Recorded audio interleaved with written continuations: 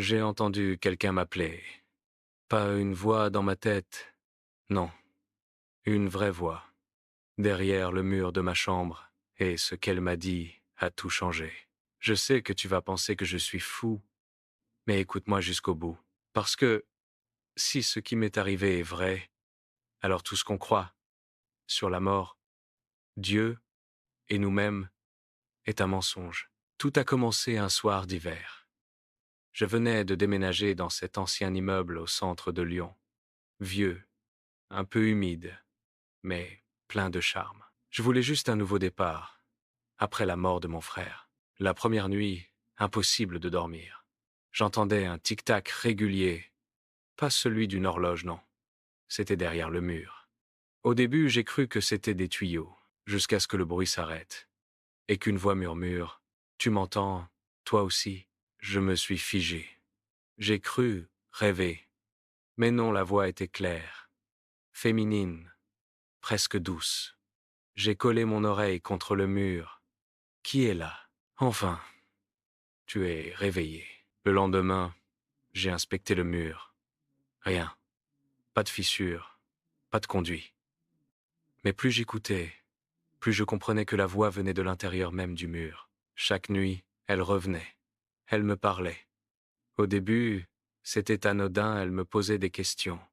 Mon nom, mon âge, mes rêves. Puis, elle a commencé à me raconter des choses que je n'avais jamais dites à personne. Le prénom de mon frère, le mot exact qu'il m'avait murmuré avant de mourir. Je ne sais pas pourquoi, mais je n'ai pas eu peur. J'étais fasciné. Et un soir, je lui ai demandé « Qui es-tu » Elle a répondu « Celle qui aurait dû être toi ». Le lendemain, j'ai trouvé un vieux miroir dans le grenier de l'immeuble. Il avait été cloué au mur, comme si quelqu'un voulait l'enfermer. Et quand je l'ai décroché, j'ai vu derrière un nom gravé « Héloïse ». Cette nuit-là, la voix était plus proche. Tu m'as libéré. J'ai cru devenir fou. Le miroir s'est mis à vibrer. Et quand je l'ai regardé, j'ai vu mon propre reflet me sourire, alors que je ne bougeais pas. Puis elle a parlé encore. Ce n'est pas un mur, c'est un seuil. Et toi, tu viens de l'ouvrir. J'ai commencé à fouiller. J'ai retrouvé d'anciens registres de la copropriété, des coupures de journaux, et là, j'ai compris. En 1963, une jeune fille nommée Héloïse Martin avait disparu. Elle vivait dans mon appartement. Sa chambre? Celle où j'entendais la voix. Les journaux parlaient de rituels, d'un mur reconstruit en hâte, et d'un propriétaire accusé de pratiques interdites. Plus j'en lisais, plus je sentais le froid derrière moi. Et cette odeur de cire fondue.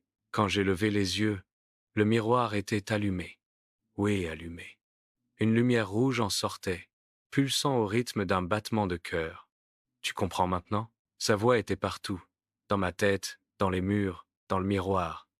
Ce qu'ils appellent la mort n'existe pas. On ne quitte jamais le monde. On change juste de pièce. Et toi, tu viens d'ouvrir la porte. J'ai voulu briser le miroir. Mais avant que je le fasse, j'ai vu mon frère, debout, derrière elle. Il m'a regardé, et il a dit « C'est à ton tour ». Je me suis réveillé le lendemain, dans le grenier. Sauf que le miroir n'était plus là. Et sur le mur, il y avait un message gravé, encore humide. « Tu m'entends? Toi aussi?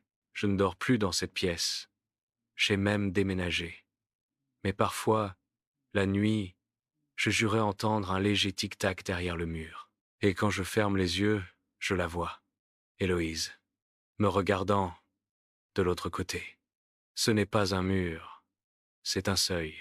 Et toi, quand tu rentreras chez toi ce soir, écoute bien, peut être que quelqu'un essaie encore de te parler.